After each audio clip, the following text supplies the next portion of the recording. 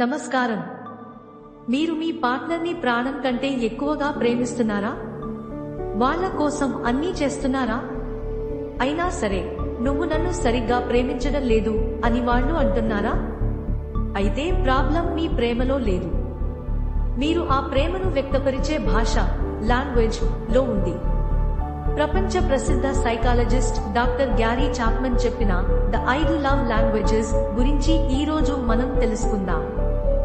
ఈ వీడియో చివరి వరకు చూస్తే మీ పార్ట్నర్ మనసును ఎలా గెలవాలో మీకు ఒక క్లారిటీ వస్తుంది. Welcome to truth of psychology. ప్రేమ అనేది ఒక భాష లాంటిది. ఉదాహరణకు, మీకు తెలుగు మాత్రమే వచ్చు, మీ పార్ట్నర్ కి ఫ్రెంచ్ మాత్రమే వచ్చు అనుకోండి. మీరు ఎంత గొప్పగా తెలుగులో ప్రేమను చెప్పినా వాళ్ళకి అర్థం కాదు. అలాగే ప్రతి మనిషికి ఒక ప్రైమరీ లవ్ లాంగ్వేజ్ ఉంటుంది. అది ఏంటో ఇప్పుడు ఒక్కొక్కటిగా చూద్దాం. మొదటి భాష వర్డ్స్ ఆఫ్ అఫర్మేషన్, ప్రశంసలు, మంచి మాటలు. కొంతమందికి వాళ్ళ పార్ట్నర్ నోటి ద్వారా వచ్చే మంచి మాటలే ప్రాణం. ఎలా ఉండాలి?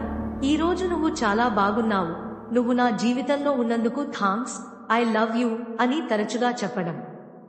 సైకాలజీ వీరికి మాటల ద్వారా వచ్చే గుర్తింపు భద్రతను ఇస్తుంది. జాగ్రత్త, వీళ్ళని విమర్శించినా లేదా కఠినంగా మాట్లాడినా వీళ్ళు చాలా త్వరగా హర్ట్ అవుతారు. రెండో భాష క్వాలిటీ టైం, విలువైన సమయం. డబ్బులు ఇచ్చినా, బహుమతులు ఇచ్చినా వీళ్ళకి నచ్చదు.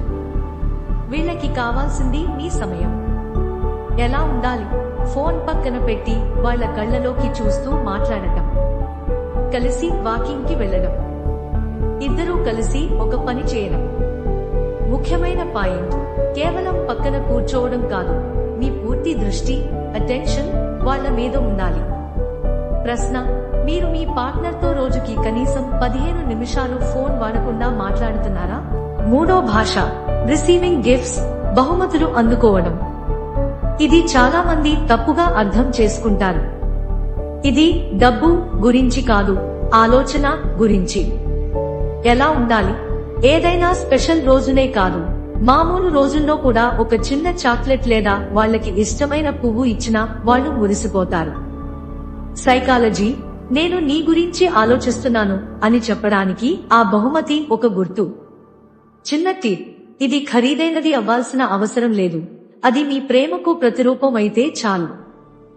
నాలుగో భాష యాక్ట్స్ ఆఫ్ సర్వీస్, సహాయం చేయడం. వీళ్ళకి మాటల కంటే చేతలు ముఖ్యం. ఐ లవ్ యూ అని 100 సార్లు చెప్పడం కంటే వాళ్ళ పనిలో కొంచెం సహాయం చేస్తే వాళ్ళు ఎక్కువ ప్రేమగా ఫీల్ అవుతారు. ఎలా ఉండాలి? ఇంట్లో పనులు సర్దడం, వంటలో హెల్ప్ చేయడం, లేదా వాళ్ళు అలసిపోయినప్పుడు చిన్న సాయం చేయడం. వీళ్ళ ఆలోచన, నువ్వు నా కోసం ఇది చేశావు అంటే నీకు నా మీద గౌరవం మరియు ప్రేమ ఉన్నట్టే అని వీళ్ళు నమ్ముతారు. ఐదో భాష ఫిజికల్ టచ్, స్పర్శ. ఇది కేవలం శృంగారం మాత్రమే కాదు, ఒక చిన్న స్పర్శ ఇచ్చే ధైర్యం వీళ్ళకి ముఖ్యం. ఎలా ఉండాలి? చేయి పట్టుకుని నడవడం, భుజం తట్టడం, కౌగిలించుకోవడం, హగ్.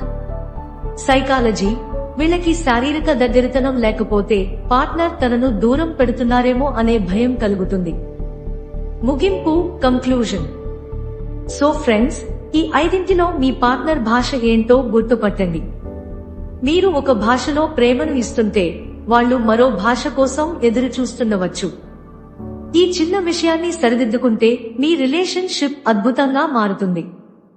మీ లవ్ లాంగ్వేజ్ ఏంటో కింద కామెంట్ చేయండి.